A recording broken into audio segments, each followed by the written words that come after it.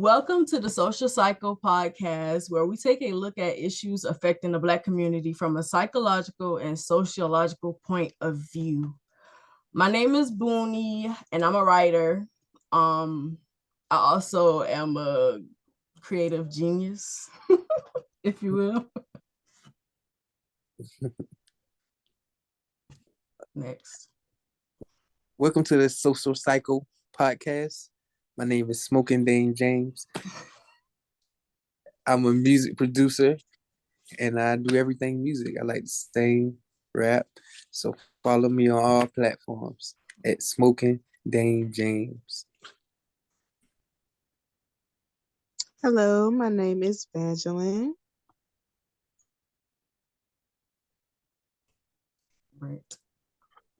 Welcome to the Social Cycle podcast. I'm Brent. I'm a special education teacher for the Federal Bureau of Prisons.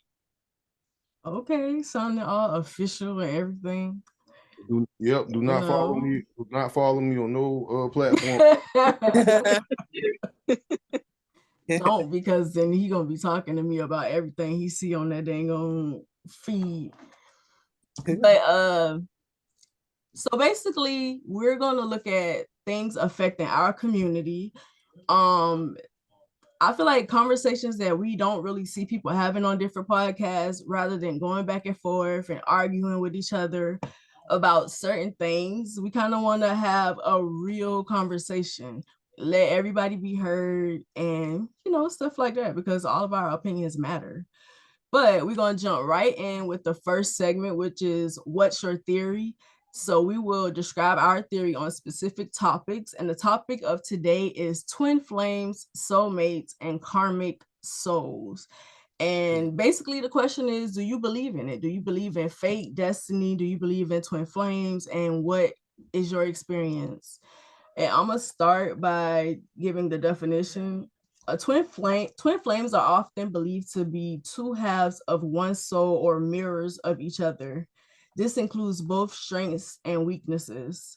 Twin flames are generally described as two individuals who very intensely connect, usually as romantic partner because of shared pain. So it's kind of like somebody that you may form a trauma bond with, or something like that. And we have soulmates. Think of soulmates as someone cut from the same energetic cloth as you. A soulmate is about a love connection, but also about a connection with someone who accepts you and knows you. Soulmates are often described as a strong connection between two people that can be romantic partners or friends. And then the third one, the karmic soul or the karmic relationship, is a relationship meant to facilitate the lessons we need to learn in this lifetime surrounding love and partnership.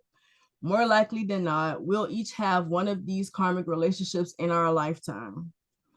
And I do believe in twin flames, soulmates, and karmic relationships. I feel like when it comes to romantically, I've had the twin flame and the karmic relationship. I haven't found the soulmate yet when it comes to romantic, but I have a lot of friends and family. Well, not a lot, a few people that I feel like I have this connection with that is kind of unexplained. Like, they get you in a way that other people don't.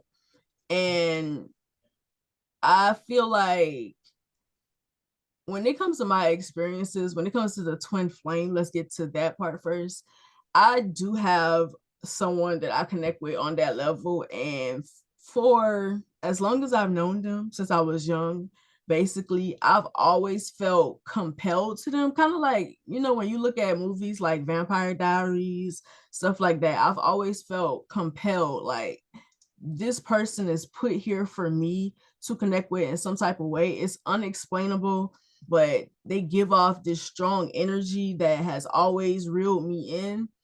And there are good and bad sides to it. Like, they're definitely a person that I feel my most comfortable self around, because a twin flame is somebody that's pretty much just like you. So they get you in different ways, but they also highlight your flaws, so you don't really get along with them as much, because because they're your twin flame. And like I was telling Van earlier, with my particular, I ain't gonna say a name.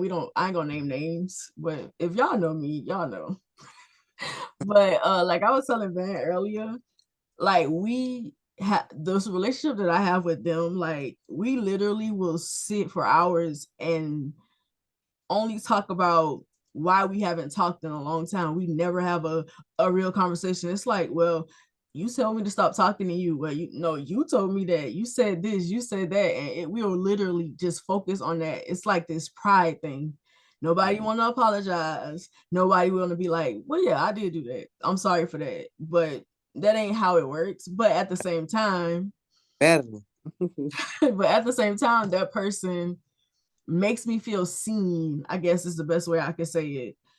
And then when it comes to the karmic relationship, my last relationship was definitely that. It was full of drama. At first, it felt like a soulmate. It felt like somebody that I was supposed to be with. And then as I got to know the person, I started realizing how uncompatible we were. We weren't really compatible. We just kind of had this connection, and I feel like it was infatuation mostly with each other, and it was very unhealthy. I would say that it was addicting. Like I was my worst self with them. I would do some stuff that I would never do to people that I love, and then I got out of the situation because I started thinking like that, like, dang, you really a terrible person to this person. Like you just said this. I wrote a pros and cons list, and the cons, like I had like 3 papers front and back filled up with reasons why I didn't like them. And then I was like, something is wrong with you. Why are you with somebody that you don't like? Like, what is wrong with you?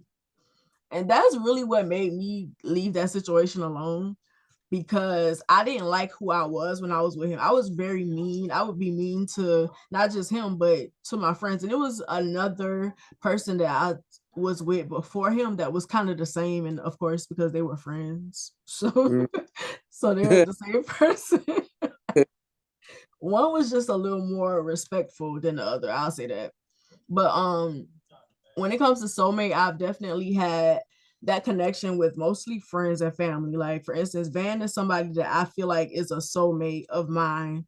I'll even say Damien, because like we'll go for like months, weeks, years without talking to each other, and then like we talk and it's just like we never stop talking, and like because we be talking.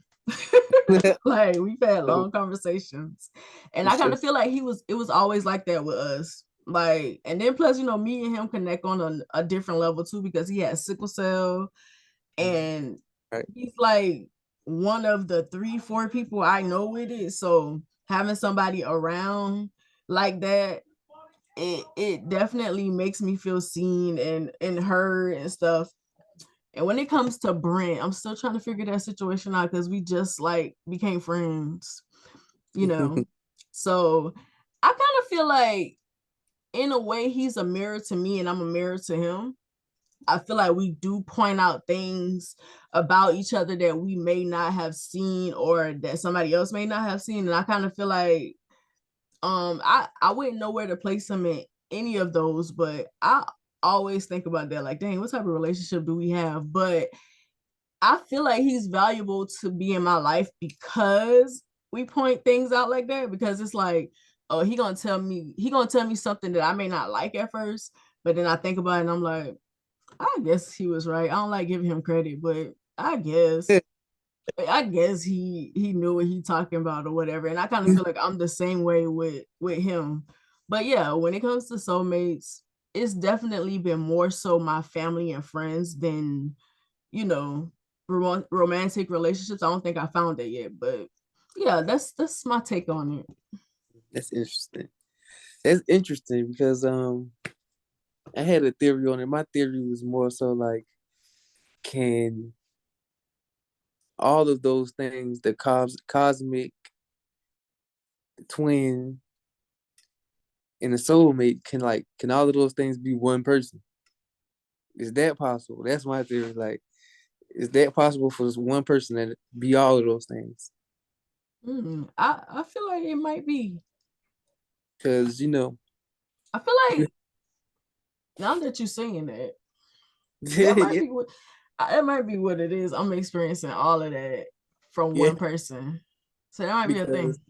sometimes it's that strong. You know what I'm saying? Sometimes it's that strong, especially if you've been experiencing a situation where you've been in a relationship with somebody for multiple years and years and years and years. And you go through all of those phases where you feel like you a soulmate. You feel like, dang, this gonna be it right here. You definitely feel like this your twin. They can finish your sentences at times. They know what you want to eat. They know what you want to do. You know what I mean? You have those phases where it's like that. And then you have those phases where it's like toxic and y'all love just so full and it's so passionate that it might spill over and be something bad one day. You know? And then now it's just like this little war. So it's like I feel like my theory on this that I feel like, you can kind of go through all of those phases with one person. Yeah, I think you can. Not saying that you won't have it with others. I'm not I saying that. believe you can go through those phases, but a karmic relationship isn't a phase. It's almost like a narcissistic relationship. You start off with the highs, and then boom, it's low after low after low, and then they give you a super high, and then it's low after low after low. Whereas with a twin flame or a soulmate, everything comes out of love. Like even if showing you your flaws and you having to have a good look at yourself, it all comes out of love. Like you're gonna have your ups and your downs, but it all comes out of love. Whereas a karmic is not really love. It's just what's the word I'm looking for? Either way, it's not love. It's I think just a false image yeah, of kind of love. like a infatuation. It can be But like what I you know is Yeah. we'll make that not a phase. I mean, it's a phase, like you said. She said she think it's a phase, but not necessarily. Like that's that person. I feel like you can go through all of that with one person because that's how relationships pretty much are. Like you have those ups and downs, and maybe the person you're experiencing it with could be your twin flame or karmic soul, but you have all of those phases with that particular person because most of your experiences are with them. Maybe Mm. when you're with somebody long enough, you will go through all of that with them. And Mm. then I know about the toxic stuff too because you know you experience other people. You experience other people, whether it's good or bad, but you still can have that experience with that person, whether it is good or bad, or whether whatever you're going through with other people is good or bad. Y'all two still can mix, and y'all can Right. see each other, whether it's good or bad. Y'all still can tolerate each other for some reason. You know what I or mean? or I'm it could be karmics. the addicting part Yeah, of the karmic Right. yeah, soul. And that's not good. Like you're addicted to them. yeah. Like I don't want you to have nobody else, but we ain't good for each other. Like Right.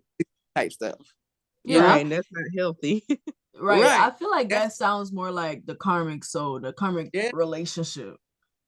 And I think the only thing that, and I'm speaking personally, for me, the only thing that'll stop that from happening, because like you said, that could be an ongoing thing forever. You could go years battling with a person with that type of narcissistic energy after they done got to that point. Y'all could be going back and forth, but Yeah, if you don't break away from it or don't break. like And that's what I was about to say. The only thing that helped me was realizing, like, dang, this ain't love. Right. And the thing that made me realize that was having the courage to step back from the situation for a second and be like, hold on, this ain't who I want to be. You know, right. like how you said before, and that's what is interesting. You say you didn't like who you was, you didn't, you was mean to yourself, to other people. It's like, dang, Right. you wouldn't It's even realize. it's kind of like you sometimes you kind of like swap personalities with them, different Mm, traits and qualities, and you're doing yeah, stuff that isn't really you. But Mm. to be with this person, you have to be a yeah. bad person. That's why it's not good for you. And then I wonder, like, dang, when did this happen? When did that take a turn? Because we done went through our feeling like we soulmates. We done went through feeling like, we twin flames. Right. I feel like every It relationship starts off like that. You have that honeymoon stage, like where everything is love and y'all are in love with each other, is passionate. But when it comes down to, I think the reason why it happens like that is because we have these ideas of what a relationship is supposed to be. So we go into the relationship with those qualities. You say the things that you feel sound good. You do the things that you've seen people done in movies and stuff like that. And then when it comes down to the relationship and getting to know the person, it's not healthy because you're having to focus on that thing. And I think at first you don't really focus on the relationship. Yeah, you got them on that pedestal, and then every time something Right. happens, it knock it down and down and down and down. Like now, you got them like, hold on, you Right. thought you were. Right. Like you have the blinders on at first. Like a Now, lot of the times they really be who they were the whole time. It's now we just got that to. you didn't see it. Now I know I've been kind of like quiet because I don't have a whole lot to really offer to this topic, but I can. I'm done. I'm done on that's. I'm done on mine. That was my theory. But to be honest, I'm going through a spiritual metamorphosis right now, and I'm kind of like analyzing a little bit of everybody who's in my life. So I can't really pinpoint exactly on those three areas of, twin flame, cosmic, and soulmates and stuff like that. Now I do have two women who I'm tight with that I confide in and we talk to a lot, one being Boonie and the other one being a good friend of mine who I work with at the prison. And those two relationships are based off of just pure love. And like, Boonie has no problem and stuff like that, pointing out something that I'm doing. And I have no problem pointing out something that she's doing. We agree to disagree a lot. But what's very interesting about our relationship is after I had time to think about it, I was like, you know what, a little fucker right. But I don't want to give her. Well, she's kind of like me. I don't want to give her a praise. That I feel like that shit is go to her fucking head, and after I give her a head, it's like she get youthful or something like that. You know what I'm saying? So I don't give her the credit for that. And then my homegirl, who I'm talking about, like it's like I've known her my whole life, like how y'all was saying and stuff. But the issues that we run into is I don't have a high tolerance anymore and stuff like that for people who want to spew negativity and anger and shit all the time. Like, get your fucking drama, get the fuck out of my face. Like, I ain't with that shit no more. Facts. Like, you can kiss my ass. Like, I've had 3 serious relationships my whole entire life, and none of them fucking girls fell into any one of those categories because they're no longer in my life, and I don't give a about them. I'm pretty sure they probably did. You just don't want to look at it like that. I mean, like I don't do the past. Like, let me think about this and let Bro me. say you know what's going on. He fuck them. You can't do that because every relationship that you are in, they help you to grow and be a different person. You're supposed to take something from everything. I get you don't really deal with them no more, but like you supposed to look at the past and be like, okay, this is what I did. Well, I don't reflect on anything that I learned from them. I learned something about myself from them. And what I learned about myself was I have my own personal insecurities that I need to deal with. I wasn't real perceptive and like real sure of decisions and stuff that I made in those relationships and stuff. And I kind of like push aside my feelings and emotions to appease theirs. And when I realized that I was doing that, I ain't gonna lie, the higher power God came in and took me out of those situationships because I realize now that that's not my person and that's not my purpose. So, I just kind of like moved away from all of the bullshit. And right now and stuff like that, I like who I'm becoming. Like, I can't wait to see this transformation and I'm waiting to see the end result. So, it's hard for me to answer that question. Now I got people who I confide in, but like Boonie, my girl, love her to death. Love my other homegirl at the prison. They fall into a few of those categories, but I can't really pinpoint exactly where yet because it's still fresh and it's still new. I haven't known them a long time. Really, I'm his fairy godmother, and he hates it. He hates it. Tell them like it.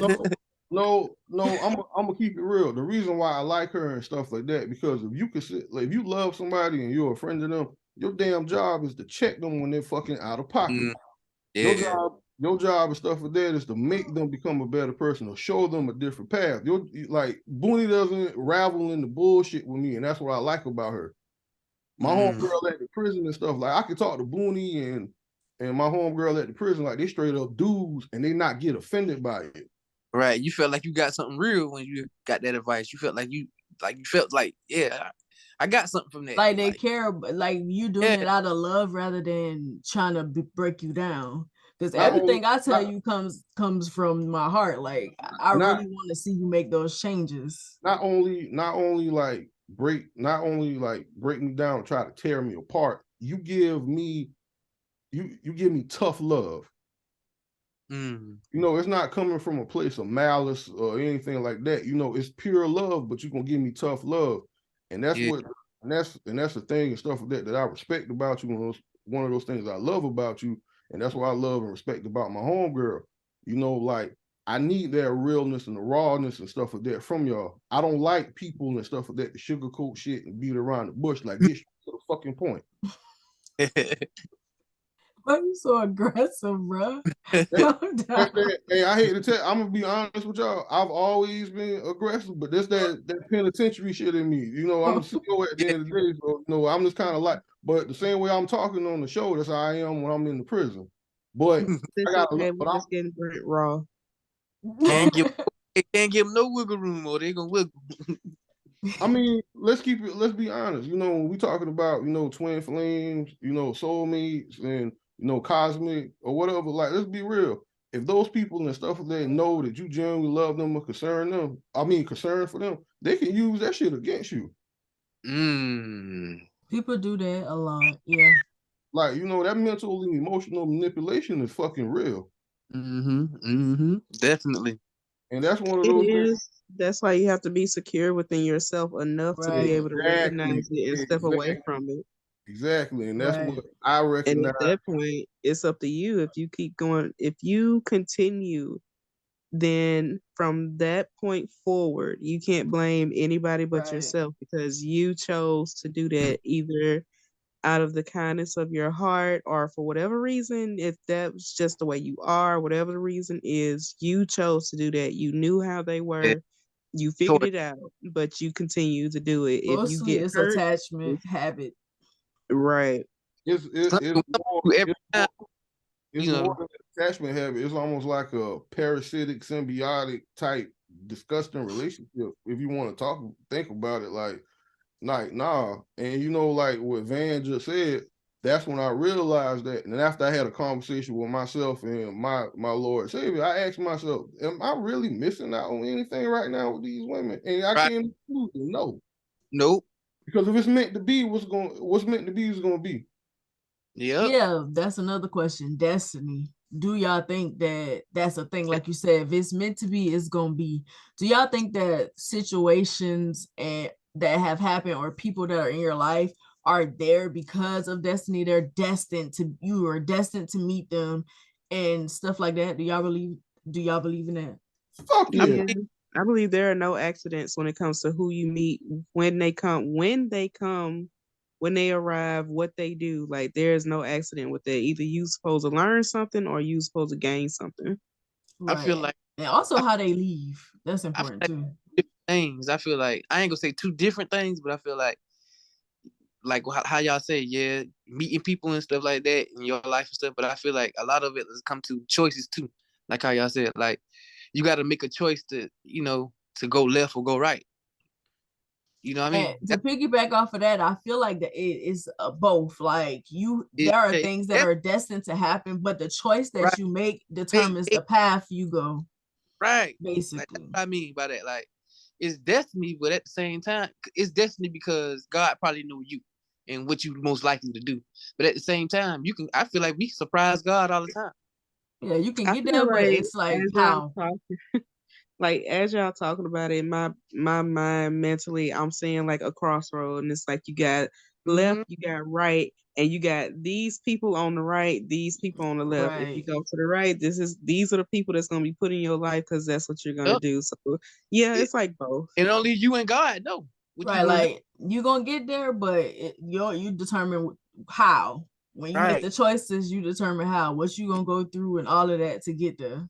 And why you around them type of people? Because of them choices that you made to get there. And with friends you did choose to hang around to influence what you do every day, Right. what you didn't do the other day, every day.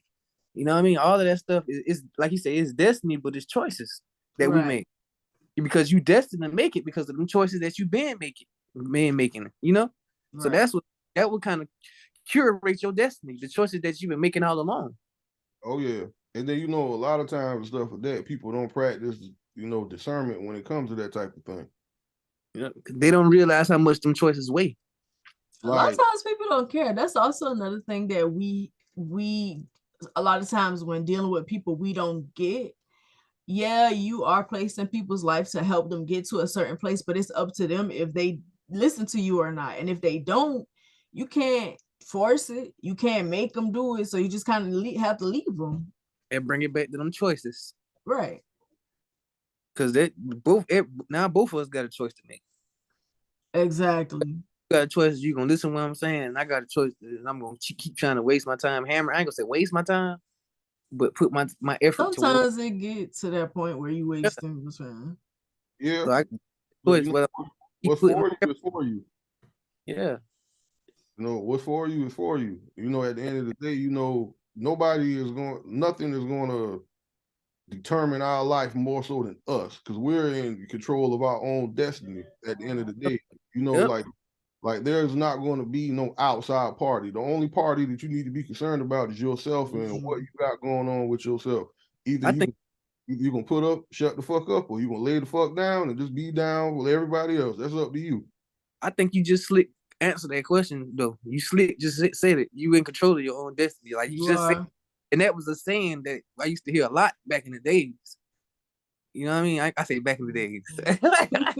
Still, back in the day and then still. But you are in control of your own destiny. So I definitely believe destiny. Your choices. Like I'll give you an example.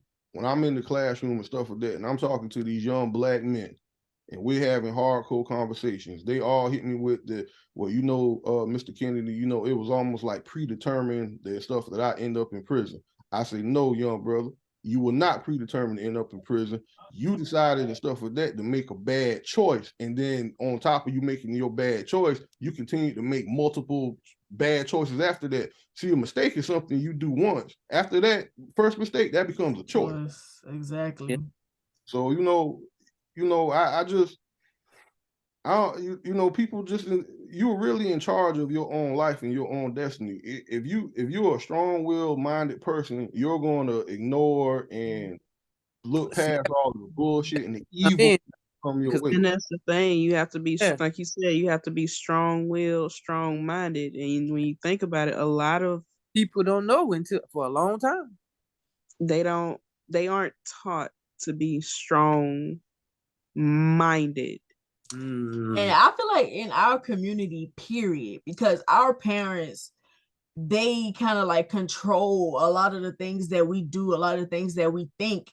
We're really not taught to think on our own and to be strong-minded and to develop our own what our own principles and morals and things like that. It's like when you're black, like you already kind of have a layout set for how you're supposed to conduct yourself. And that's why when we become adults, we get lost because we're not taught. And I think a lot of parents don't even really think about it like that. They treat us like we're going to be kids for the rest of our lives. And that's the problem. We're taught to have strong attitudes and be strong physically and to play this big ass macho nonsense. Right. But no one teaches you how to be strong-minded, and that's the problem. And securing your feelings, because we ain't taught that either. Securing your emotions. They just tell you stop. They don't feel. Being emotional is gay. Or for men, and being emotional for women is like shut crazy, or it's crazy. Like you're crazy. Yep. Right. Well, to elaborate a little deeper on what it is y'all said, mine is kind of like the opposite. A lot of subjects and stuff like that certain Black people such as us, we talk about, with everybody else, I can't really relate to, for the simple fact I always had a strong figure in my life, and I was always surrounded by love and positivity. The only time and stuff like that I would ever get checked on something or asking a question about something is when it was something that they knew. Well, I knew that was stupid, but I wanted to get verification on from them whether or not what the choice I was getting ready to make was stupid or not. Like, I don't know, like, shit, life crazy. We all trying to figure this shit out. My Definitely. upbringing was pretty much similar too. My mama wasn't the typical Black mom, the abusive verbiage that they use to try to keep you under control and stuff like that. My mama allowed us to have our own mindsets and allowed us to figure things out on our own. Like when I would ask her for advice, she would never give me advice, especially when it came to relationships. She would always be like, you know how you feel, when you had enough or something like that. And I would be frustrated, like, bro, I never asked you for advice. I need you to help me with this situation. And it would be like, if you need my advice, if you're coming to me, you already know you shouldn't even be in that Right. situation because you ain't even the type of person that do that. She feel like she telling you a lot by telling you that, saying Exactly. She don't say nothing. And it's like, if you make that decision, that's your decision. I don't want you to be influenced by me at all. Like, make your own decision.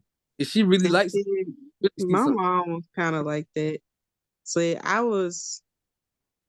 lived with my grandma I lived with my grandma till I was like 15. And basically all I learned the entire time I was there was to get good grades and be pretty. Like, make sure you always look decent. Whereas my mom, I actually was able to learn things, like learn things outside of the house, learn life. She actually uh made my mind strong. Like, everything about me I was able to get from my mom with, like, once I started living with her. Right. My mama was like that too. And I think it was because she didn't have that. She didn't have that relationship with her mom where she could come and talk to her about different things or whatever. So she wanted us to have our own mind. So she would, ask even like the crazy questions that kids used to ask when we were younger, like why the sky blue, stuff like that. Like, because me and my brothers were very, I would say we always asked her questions. We wanted to know everything. And she never really had answers for us. And she would be like, I don't know why things are the way that they are, but as you grow up, as you have your experiences, you will figure it out. Damn. Basically. Basically, back to that point, you figure it out. Basically, Yeah. Yeah. You'll Like, figure damn, it she out. was like, no help. She Like, you really just gonna wasn't. get it when you get it. She really was, like, she was by doing that, especially because of the type of kids that we are. So she could have done that, but with certain kids, you can't do that with. You kind of have to guide them a little bit, because they the ones that, like, they attracted to the breaking the rules, and I want to do it this way and stuff like that. So you kind of have to always drill into them, like, yeah, I get what you want to do, but this is how you got it. We're in a society where there are rules, and you got to follow these rules. Those type of kids, you always got to drill that in, but it's some that you don't. And I always say this, but I feel like she had it easy because she had good kids that she didn't really have to worry about like that. this girl get it. She get it. Even if don't, she get it. I feel like it's a happy medium with some. It's like you guide them that first time. That way, after that, they'll Right. know how to go about it. But it's like just Right. doing absolutely nothing. Like, she was definitely lucky. That's Y'all, what I tell her that all the time. You lucky that you had us. My parents would show us to do the right thing. They will show us how to do the right thing, tell us to do the right thing. And they said, after we showed and explained to you why you shouldn't do it this way, and you go out and you make that mistake, we just gonna look at you, come on, bring your dumb ass on in the house, be quiet.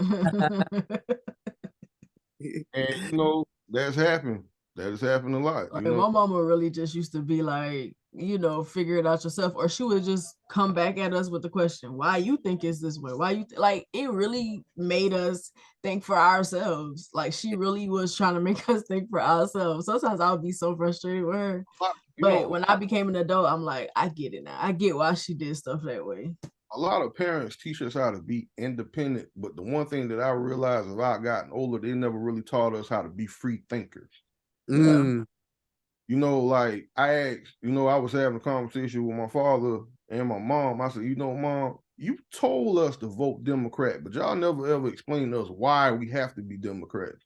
Like, like you tell us to go to church every Sunday, but you never really explained to me why we should be going to church every Sunday. You tell me to go to school every day so I can get a good education, but then the education I'm learning in school doesn't equate to what it is I'm learning in life. Facts. So you know nothing about no damn twin flames and soulmates. My mama, you know they ain't teach my mama. I had that type of relationship with my mama where she would expose me to. I'll say that she would expose me to certain things that people wouldn't expose their kids to. And I feel like because she knew that I was going to make a good decision. For instance, when it came to, like you said, the twin flames, the sex was one of the things, and the emotional side of sex, not just the physical. So she would always talk to me about that part. Like, that's the important part. And, when we would have that conversation, her thing was, I know you're a human just like me. I ain't gonna ask you to wait until you're married. Wait until you get out of high school. Wait until you turn 18. You out of high school and whatever. Even though when I actually started having sex, she still was like, I don't like that. But yeah, she didn't really give us like these crazy goals, stuff that that your kid's not gonna do. Your kid's not waiting to marriage. It was never that. It was realistic. Yeah, she still give you reachable goals and right. Her and you. Now she just got to respect it now. Which also taught me how to do the same thing in my life, like when I'm setting my goals. But yeah, so to go to the next segment, because we'll be on this all day, it's hear me out, where you describe a problem you have with the opposite or same sex. And while the person is describing their problem, we don't say nothing. We just listen to what they have to say. And it doesn't have to be every single one of us, but it can be whoever has something on their mind. And you can try to make it fit the topic of the day, but it doesn't have to. So, whoever wants the floor can have it. I speak up. I gotta do I get this over with. Cause I do got something on my mind. Thing I've been having a problem with, and I've been a victim of this, and I've done it, is ghosting. Like females, like females will ghost you these days. Like, it's something you would never know what it was that made you never know. Like, was it something that it have you wondering? Like, dang, what I did? Because females these days, they don't really tell you what they do. They'll just start texting you, and they'll just, you would kind of like get the point. You just go cold, but you would never really know what you did. And that's something that I feel like just started like post pandemic. It ain't really something that I ever dealt with in my life until now. Like, I'm like, what? Like, And on the contrary, I feel like I ghost people in a different way. Like, I ghost people when I feel like they already know the answer. Like, I won't answer. You know what I mean? I feel like I ghost people too. You know what I mean? Like, if somebody asks me, like, we could be having a conversation, and as soon as you ask for some money, I'm gonna ghost you. You know what I'm saying? Like, so I ghost people too. You know what I mean? Especially like if it ain't genuine, because I give. I'm a giver. I love to give. But like, I ghost too. So I understand. But like, on a relationship basis, like when I'm texting a girl and we get to know each other, and then you just stop texting me or you got interested, I mean, I would like to know why. I mean, Okay, anybody else? My Well, the biggest thing, and I have an issue with people, just not man and women. Stop putting y'all fucking trauma on social media, trying to, you know, like stop doing that shit. Because all it does is stuff that's causing up with more confusion. And people who ain't never experienced that type of shit thinking this is getting ready to happen to them, it fucks up everything. Stop doing that. That's my biggest issue. Like, no, stop posting, talking about your trauma, and go get you some damn help. It's not your job to taint somebody else's mind because you had bad experiences and you think that's what everybody does. No, motherfucker, that's you. That's it for me. Okay, the next segment, because I don't think me and Van got that to say, is let's fix it. So we come up with solutions to the problems that our co-hosts have with, whoever they have the problem with. So ghosting is the first one. I got a restroom break. Sorry. Excuse me. Okay. Ghosting is the first one. So I feel like, when it comes to like communicating with somebody you're dating, you're talking, whatever, that means to you. I think that,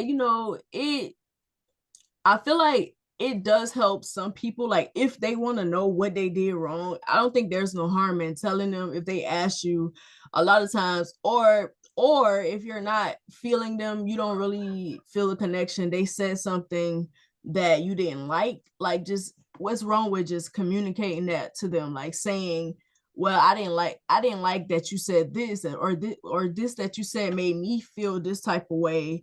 Or if they ask you, or if they kind of like feel things, fading out, and they ask you, they text you and they're like, what's up? Like, what happened? Like, you just stopped talking to me. I don't think there's nothing wrong with you explaining to them why. But at the same time, I also understand why some people ghost. Like for certain people, certain people aren't going to get it. Like there are certain people that you be in situations with or whatever, and they do things and you constantly tell them, this is what you did, I didn't like it, I don't like how you made me feel, and they keep doing it. They keep repeating the thing that you tell them you have a problem with. In a case like that, I don't think there's nothing wrong with ghosting when it's somebody that you've tried to explain something to and they don't listen to you. They keep doing it. Basically, they don't respect you. If they don't respect you, I don't think there's nothing wrong with it. But I would still be like, look, we done been going through this over and over again. I'm sick of dealing with it. I'm done. And I don't want to talk to you no more. I don't feel like like there's nothing else I could do or say to get through to you. So I'm done. But I do feel like if the person, if it's just something that you don't have interest in them no more for whatever reason, it doesn't hurt to tell them why, Right. or tell them that you want to move on and you don't want to continue getting to know them. But I also understand if it's somebody that don't listen to you. Yeah, that's when you get blocked. I ain't gonna lie. You probably do need to block them if you tell them, and then they keep getting it, and then you tell them again, like, I know I was serious. I know we was talking, but I am actually serious. I don't want to you to continue to pursue me.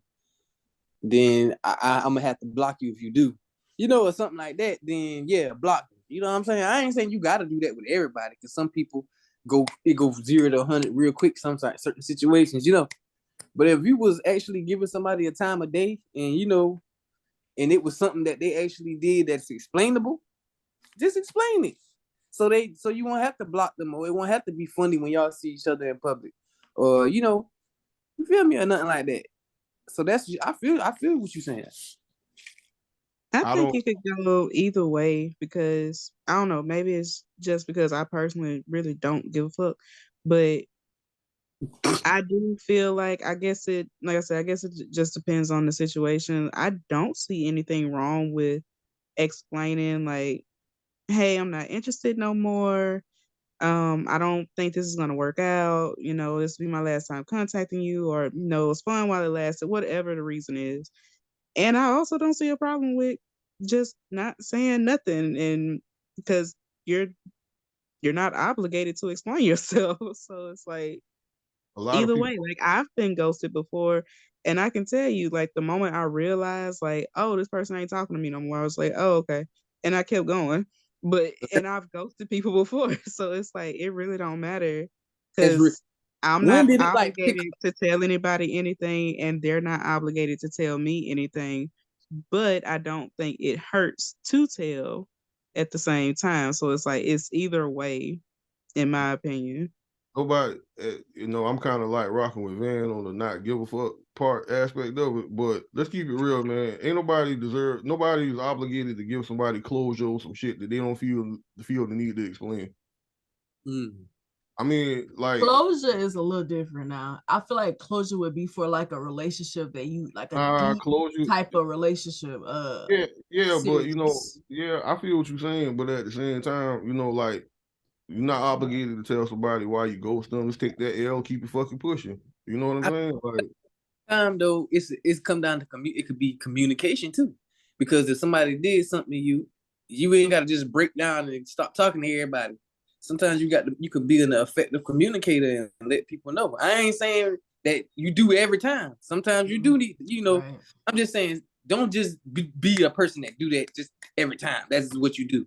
well, some people get a thrill out of doing that type of shit. It's an ego booster for some people. You gotta. Yeah, it's different reasons why people ghost. I really do think that there are some people who get a thrill out of it. And I'm not gonna lie, I ghost people, but it's usually people that basically that be doing too much. They bug you a lot, and I'm like, okay, slow your roll. I get it. You like me, whatever. Calm down. And then you keep coming at me hard. I'm ghosting you. Well, see, I'm gonna keep it real, and I know I'm about to go down a deep dark thing. Those type of people and shit like that got fucking abandonment issues. And they also have what's the control issues as well. They always want to know this, they always want to know that, and type of stuff. And in my profession and shit like that, I don't like people who are like, yeah, ghost me. I don't give a fuck. Like, whatever. Like, life will go on. You definitely be caring. You do. No, I don't. You definitely care. I've never told, some of them been going good, and you like, damn, and you don't feel, you don't really.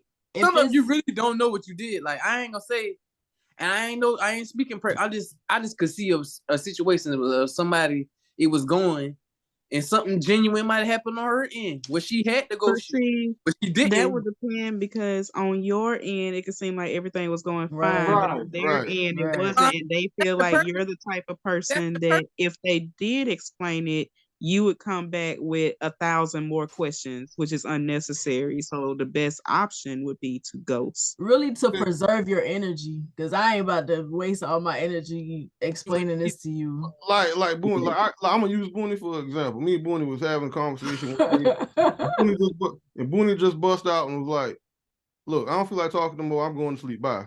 And I was like, all right. Like, I couldn't get mad at her. She got straight to the point, Right, that's dope. That's dope. Like, like Boonie had said something to me one day, tried to get something out of me, and I was like, "Hey, girl, I'm drinking right now. Like, hey, I'll holler at you later. Like, leave me alone." You know what I mean? You ain't never told me that, bro. You might have a legit so basically, the solution would be to alcohol. accept it for what it is. Yeah.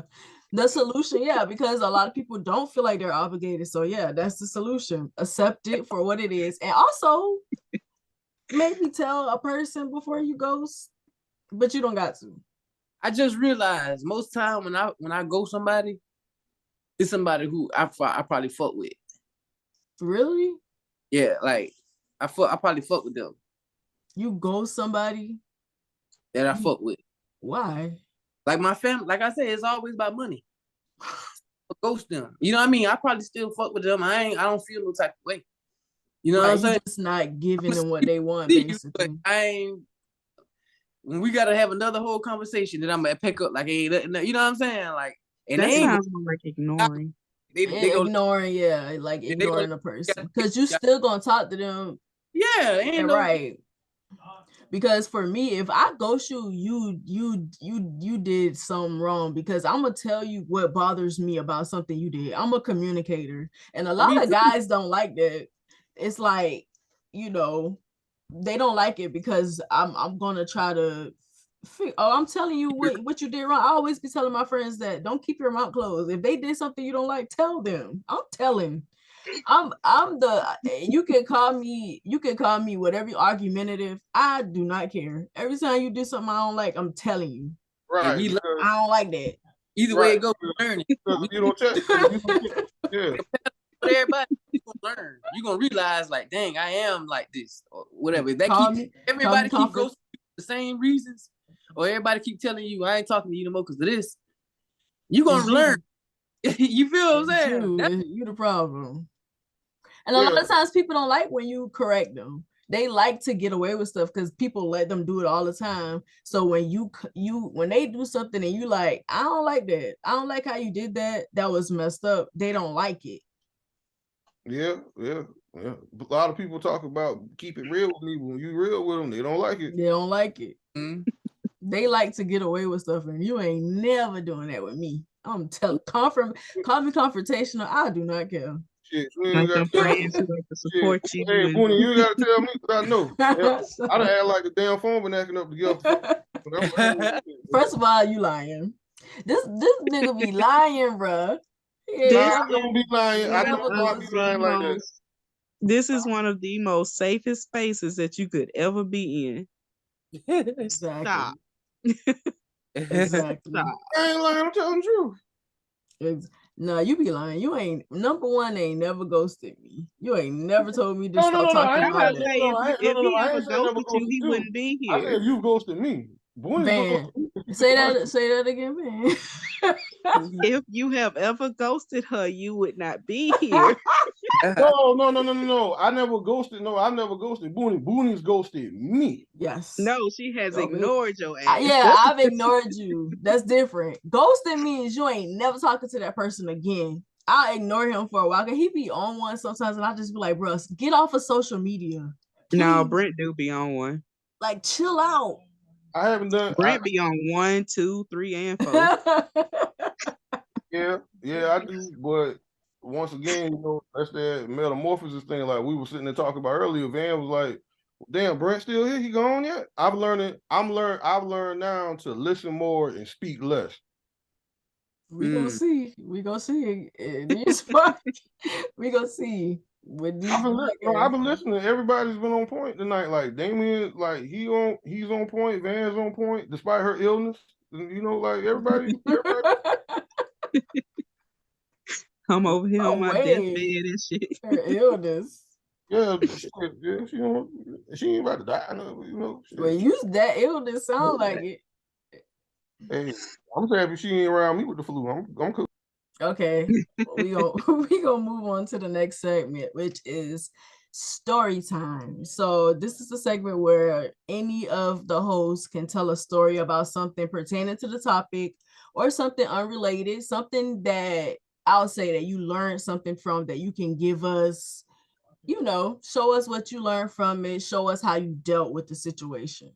So any of y'all have a story that y'all want to tell?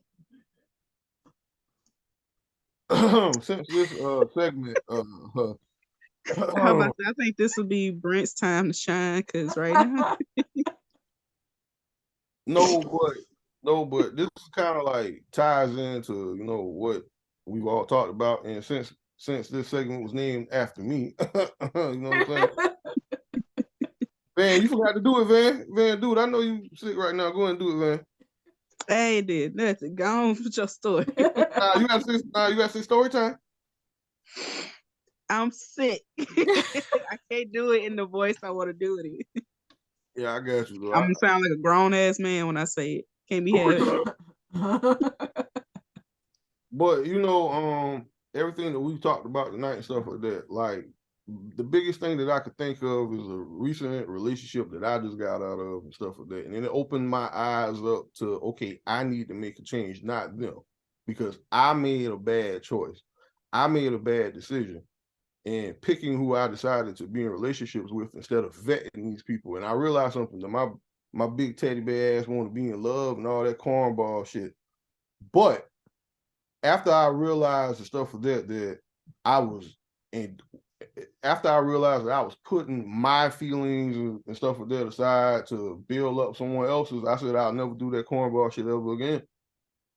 Like, if you're not willing to compromise, if you're not willing to work or add any real value to a relationship, then you have no value of no use to me. You're dead weight. You need to go. Give us an example if you don't mind. For example, well, I can't really get too Because, deep. it's story time. Tell us the story.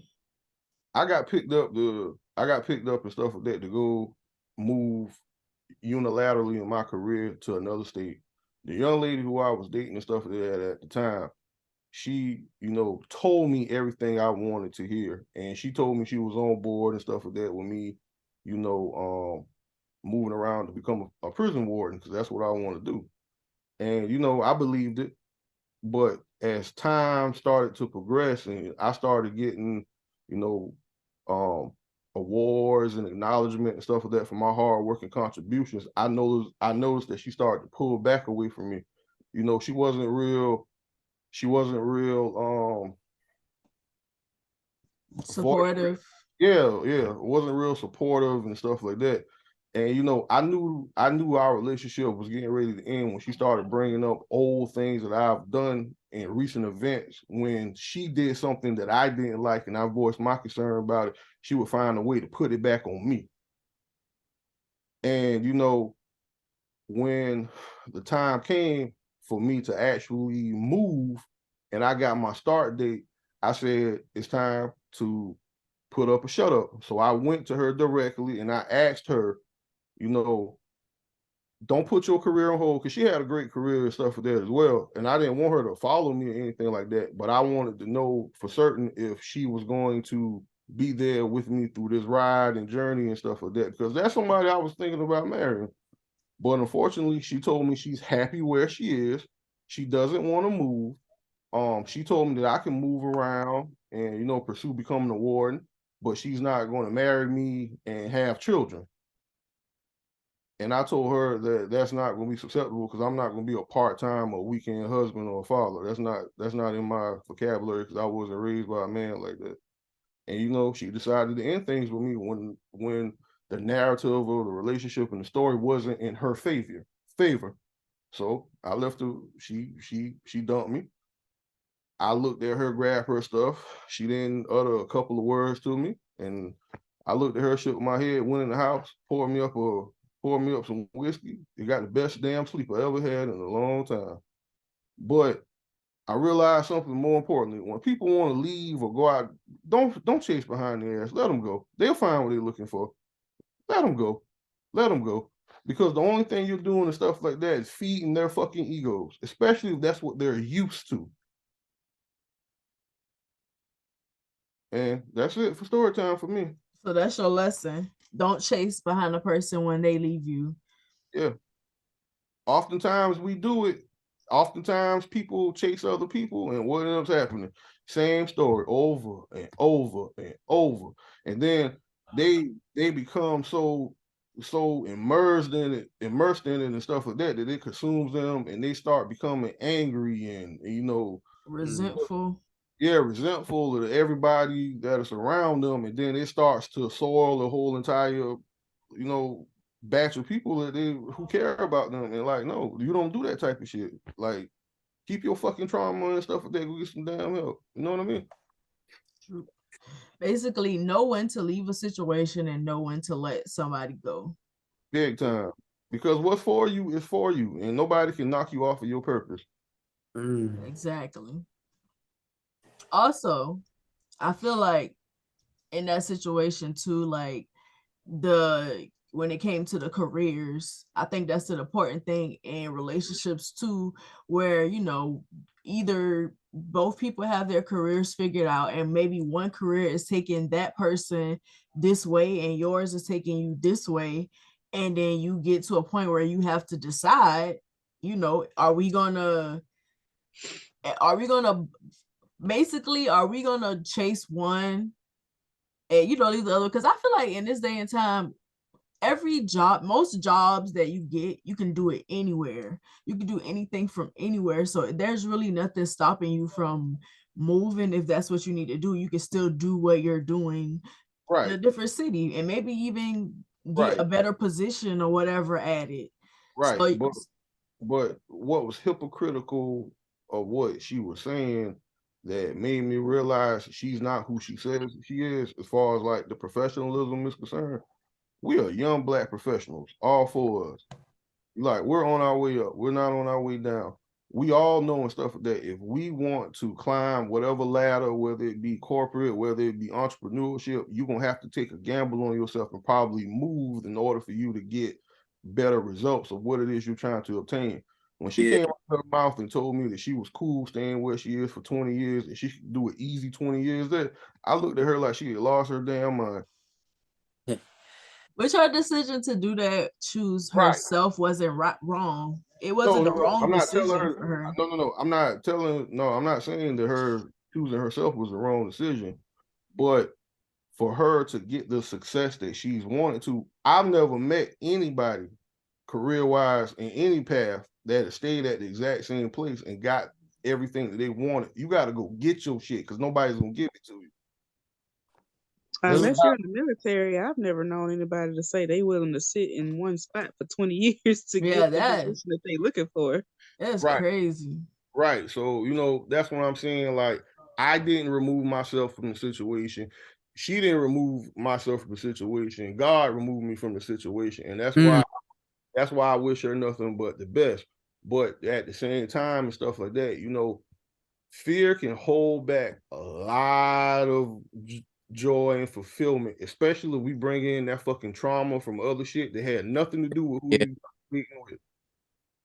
Like people bring that shit with them, and it just fucks up so many relationships because people not letting go of the past. Like, let it go. That's all you gotta do. Let it go. It's been easier said than done. Like, it Yeah. depends on what happened to you. It's gonna stick. It's some stuff that you go through that's just gonna stick. Not necessarily. It's not necessary. You shouldn't wear it though. I'll say that.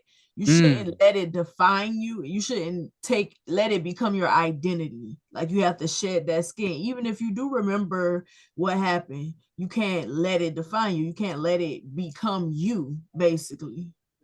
Yeah, you're right. But then you got a lot of people who want to be professional victims because they get a lot of attention from being professional victims. That's definitely a thing. People do that. Yeah. Like when you see groups of people getting together for a quote unquote noble cause, and you start researching and reading into their cause, you like, you motherfuckers full of shit. So, it is what it is. So, lesson learned, know when to leave a situation, know when to accept a person leaving. Stop trying to keep people with you because you have this habit of them being around, or you have this addiction to them. And honestly, if you're in a situation where something like what he said happened and your instincts are to like go after that person, follow them, whatever, for whatever reason, you shouldn't look at yourself and ask yourself why. Like, why does this particular person have to be with you on your journey when it looks like they're not supposed to be? If when it was time to make a decision, it didn't fit what they wanted it to be. So they probably aren't supposed to go with you on that journey to the rest of the way. Amen. Not only are they not supposed to go with you on that journey, but you have to know how to separate, the real from the fake. And a lot of people try to hold on more to the fake because the fake people are telling what they want to hear, and the real people are telling what they need to hear. It's also because it's comfortable. Oh yeah, people like being comfortable. People love being told beautiful lies. Ignorance is bliss. You ain't lying. Exactly. And on that note, we're going to move to the next segment, which is wealthy health. So in this segment, we will give a service, or you can talk about a service, an item, something that you have used to help you in whatever aspect. Like if you've seen a therapist, if you know a Black business that does, I guess you could say, self-care stuff, or different like different things that you could do to help yourself on your journey of healing or whatever. In this segment, that is what I want us to do. And it doesn't necessarily have to be a Black business, but I would like it to be, so any of us can give advice on something. And since this was the first episode, I decided that I would do The Alchemist. I know it's backwards by Paulo Coelho. And I would say the reason why I picked this book is because when you're talking about journeys and your purpose and things like that, this story, I always say that it teaches you a lot and nothing at the same time, because it basically is just a reminder to keep going on your journey, wherever you are, whatever you have to do. And basically the lesson from this book is basically to follow your dreams and follow your purpose, even if you never get to it. Like, you are better off following your purpose and never and not reaching that goal than you are to not do anything at all and not knowing what could have happened if you were following your purpose, basically. But that's pretty much what it teaches you. Honestly, when I read the description, it reminded me, let me read it real fast. It reminded me of One Piece. It says, Paulo Coelho's enchanting novel has inspired a devoted following around the world. This story, dazzling in its powerful simplicity and soul-stirring wisdom, is about an Andalusian shepherd boy named Santiago who travels from his homeland in Spain to Egyptian desert in search of a treasure buried near the pyramids. Along the way, he meets a gypsy woman, a man who calls himself king, and an alchemist, all of whom point Santiago in the direction of his quest. No one knows what the treasure is or if Santiago will be able to surmount the obstacles in his path.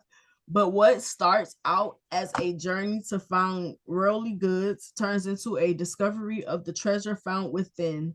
Lush, evocative, and deeply humane, the story of Santiago is an eternal testament to the transforming power of our dreams and the importance of listening to our hearts.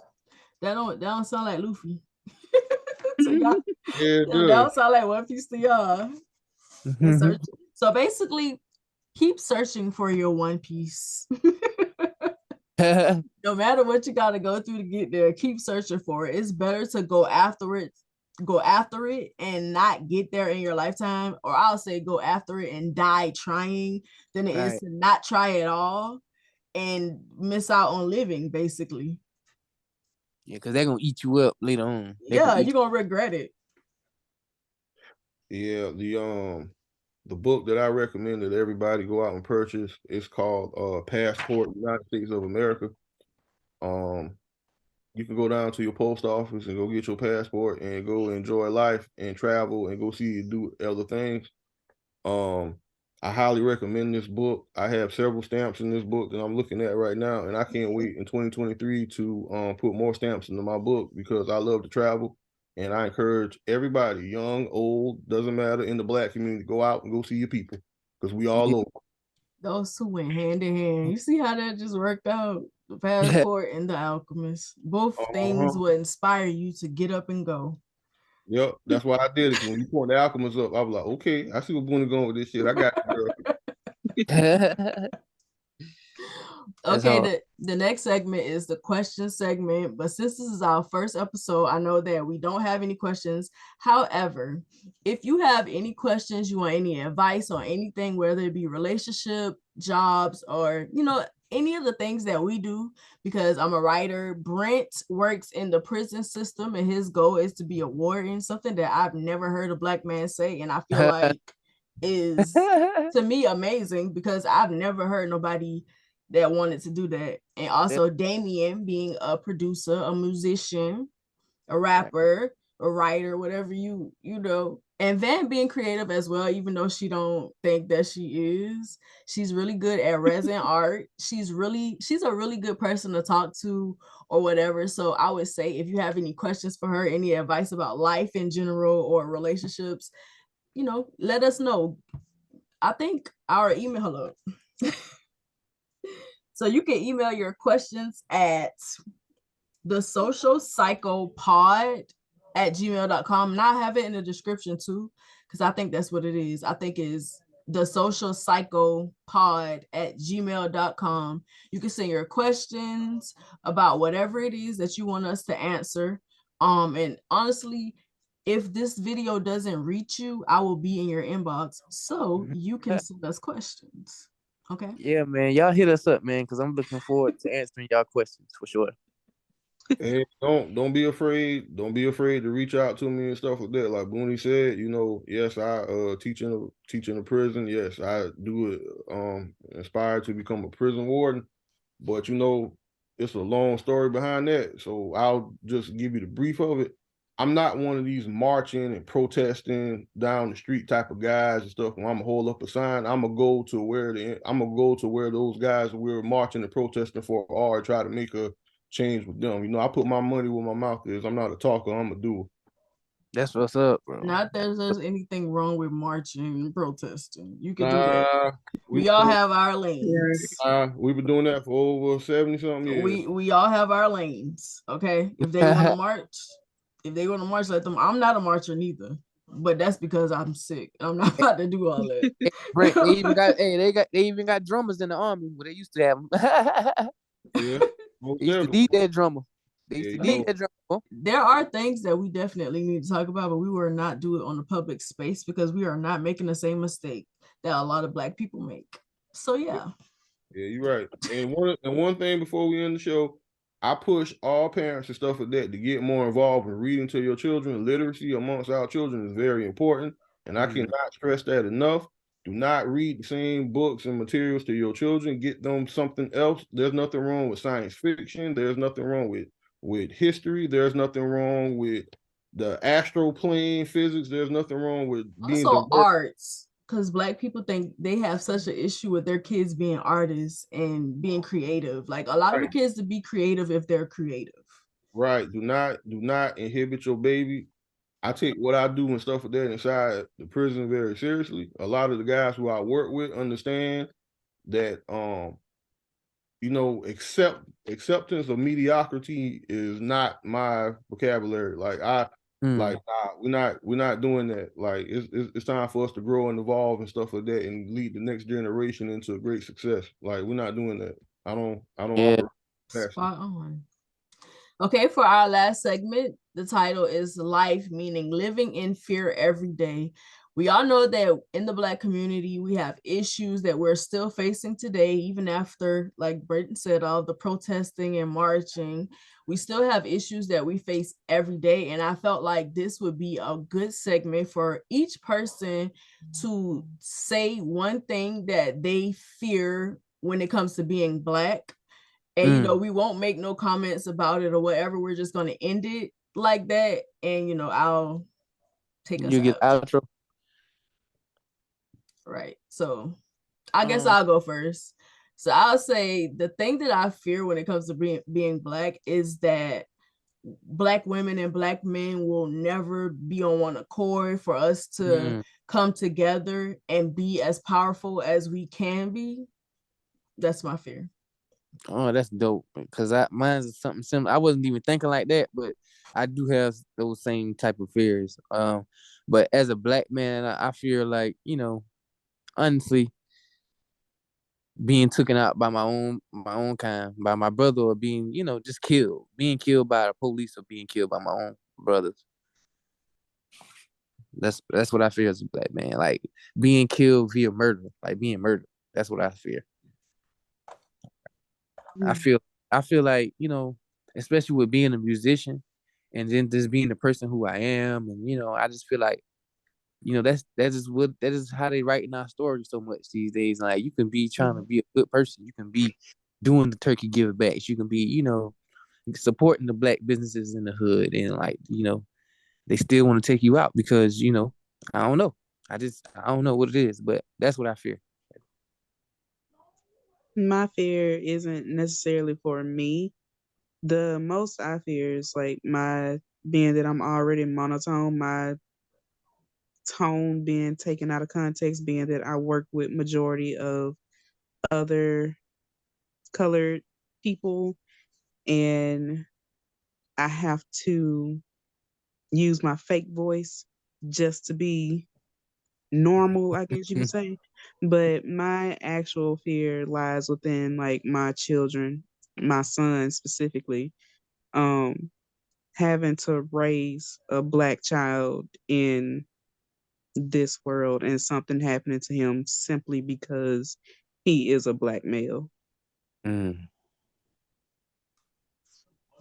that's real. Brent, your turn.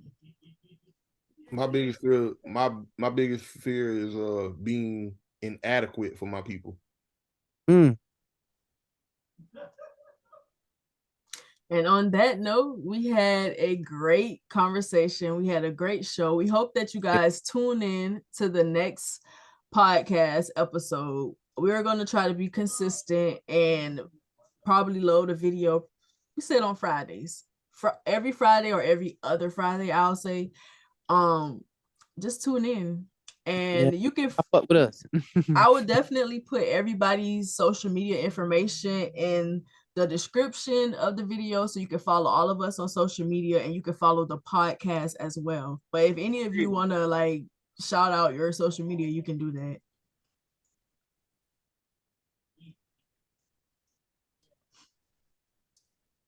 You can just type it. I'll put it in the description. I'll put it in the description. But thank all of you for joining me. I'm happy that we're finally starting because I've been trying to do this for years. So I'm thankful to y'all for being here with me today. And I hope that we have many more great conversations like this in the future. But we'll see y'all on the next video. Till next time, stay up, y'all.